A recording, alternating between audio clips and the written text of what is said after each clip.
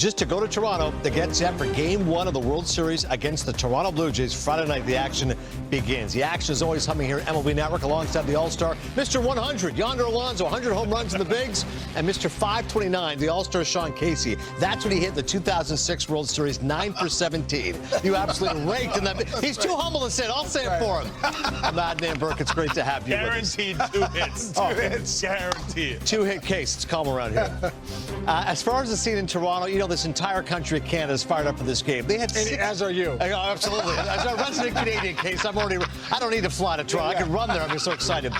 It's going to be a great scene on Friday night. It's going to be the first World Series game in Canada, in Toronto, first time in 32 years, going back to 1993. We all remember Joe Carter and his immortal home run. Friday, 8 o'clock Eastern on Fox. You know, Game 7 averaged 6 million viewers on Sportsnet. That's a broadcast reaching 11.8 million Canadians. It's a country of 41 million. Case, that means if you extrapolate for Americans, that's like 80 million Americans watching baseball games. It's crazy. Well, you know what? I know the country's going crazy. And obviously Toronto is. Yeah. But if it's anything like we saw in Game 7 when Springer hit that, then you feel like for the next 3 innings the place was shaking. Like I feel like my TV couldn't, like, you know, I heard it was crazy. So I love those fans. For them to wait 32 years to get back to the World Series, that place is going to be rocking. Game 1. Secret too is Game 7. Yeah. Stakes are hot, right? I would hope this is going to be one of those too where we do have a Game 7. Yeah. Because this is going to be electric. This is going to be so much fun, right? It's a country that's behind their team with Toronto, which they've been incredible all year. I mean, it's been a sold-out crowd all single season there. So the Dodgers, obviously, you know what they're bringing to the table. They love to play on the road as well. This is going to be an absolute dogfight. And here's the big question, the immortal battle of rust versus rest. So 5 times in the LCS when it went to best of 7 in 85, one team swept, the other team went 7 games. It's happened 4 previous times. The 4 previous times, the team that won the 7-game series then ended up winning the World Series. So the thought is, Case, for the Jays, hey, the Dodgers had this layup. We just won 7. We have momentum. You buying that? I was involved in one of those. 06? 2006. 2006. We swept. I was with the Detroit Tigers. We swept Oakland. Oh, Oakland, yeah. We beat the Yankees. Then we swept Oakland, ALCS, and then the Mets and the Cardinals went Game 7 with them. And it was a weird kind of like, man, we're waiting for that series to end. Yeah. Got off to a tough start because, you know, listen, this is a game of rhythm. It's a game of rhythm and timing. So it'll be interesting to see. I think the Dodgers are such a well-oiled machine. I know they're probably doing some scrimmages, getting ready. They've learned from past mistakes. So I don't think it's going to bother them. I'll take any momentum, right? And obviously that's what the Blue Jays are hoping for is a cold-feeted Dodgers team where they've taken some rest and now they're going to be a little bit stagnant coming in off the hot. So you got to win Game 1. If you're Toronto, you have got to try to win Game 1. If you win Game 1, then obviously you're playing with house money. You try to win Game 2. However, you're looking at this Dodgers roster, you're looking at this team and what they've overcome. What is their biggest asset? Starting pitching. Getting on the board early and having that starting pitching. As far as the Jays are concerned, it could have a huge impact here having Bo Bichette back. This guy hit .311 this season, 139 games, 19 home runs, 94 RBIs. He's not at complete full health, believed to be coming in, but he told John Morosi when he was asked, you're going to play, he said, I'll be ready. Yeah. Now, Bo might go to DH. Now, Springer, who's obviously banged up, might have to play the outfield. He hasn't played the outfield September 24th. But let's just go one step at a time. You get Bo back. That's big. If Bo Bichette's healthy, he's got to play. He's got to be in the lineup. I feel like Bo can't just come off the bench. You know, you have a situation where you could put Barger to third, Clement to second, and then you have Bichette DH, and you got Springer in right. Springer's played 54 games in the outfield. You know, he's not what he used to be as an outfielder, but he's still very good, still a great athlete. Listen, you talk about Bo Bichette.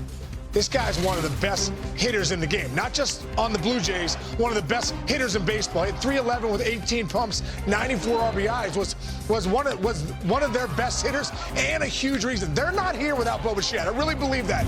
The Toronto Blue Jays are not here without Bo Bichette. Who will they be facing? They'll be facing guys that have some fuel. 96, Yamamoto, 97, Glasnow, Snell, Ohtani's going to hit you with 100. Sasaki's going to close the game out. He's going to hit you with 100. Well, guess what? You got a guy in the name of Bo Bichette that all year long pitches 97, 98. He's one of the top 2 hitters in the game. So it doesn't bother him. 97 inside rail, bullet. This is what I love about Bo Bichette. Line-to-line guy. Watch this right here, Yonder. 100, outside black, no big deal. How about a bullet into the corner? You know, this guy is one of the best hitters in the game. I think that's the point that has to be made. If he's healthy, and John Schneider and those guys can look at this right here. Highest average versus 97 plus. Bo Bichette at a 448, 150 pitches faced. This guy is the real deal. And also, if you look at his numbers with the team, you know, what he's done this season. I mean, he was first in batting average. Here it is right here. Bo Bichette. Don't forget this, man. First in batting average, first in extra base hits, first in RBIs, first in total bases, third in OPS. Yeah. You're not just getting back a nice piece. You might be getting back your best hitter. And I think that needs to be, we need to recognize that when you're saying, oh, is Bo going to be healthy? No, if he's healthy, you're actually getting back one of the best hitters in baseball into your lineup in the World Series. I think it's I couldn't agree with you more. I mean, it's the whole thing of don't ruin what they're having right now, and they're playing such good baseball. Why bring in a guy like that? This is a guy that's led the league in hitting in the past 2 or 3 years, or he's top 5. Yeah. And you know what I like most about this too? He's going to protect Vladdy. So if he does come in the lineup, why not just put him in that hole where he's protecting Vladdy? Now Vladdy's getting even more pitches to hit.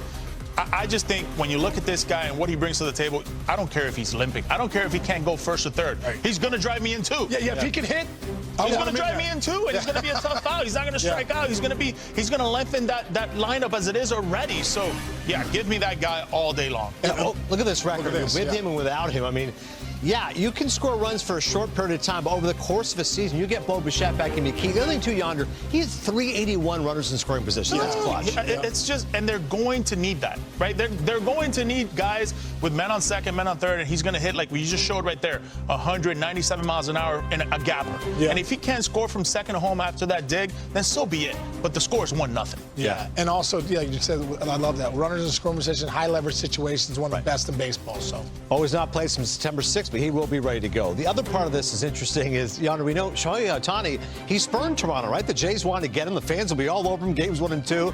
But he's probably thinking to himself, how do I top game 6? 6 innings, 2 hits, 10 strikeouts, 3 home runs. I don't know what's going to happen for our sequel here, but I can't wait to see Ohtani. I can't wait to see him. This whole knack of, he's been cold in the postseason, it just doesn't matter. I mean, this is how good he is. He's going to go out there and punch 8, 9, however he's going to punch. He's going to give you length, 5 or 6 innings.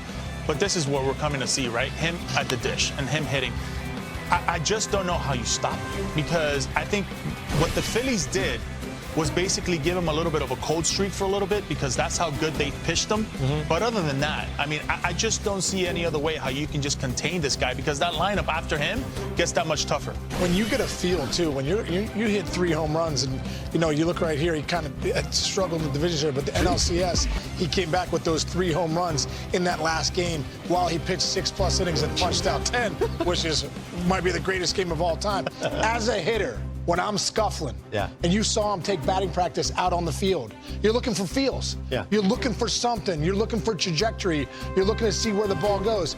How he was taking that batting practice was exactly how he hit in the game. That's he was hitting balls over the mezzanine there. He was crushing balls. So if I'm a Dodger fan and I go into this game 1, I know Ohtani found something in that game 4 that he's going to bring into this series. And that's what I was going to say. For you, listen.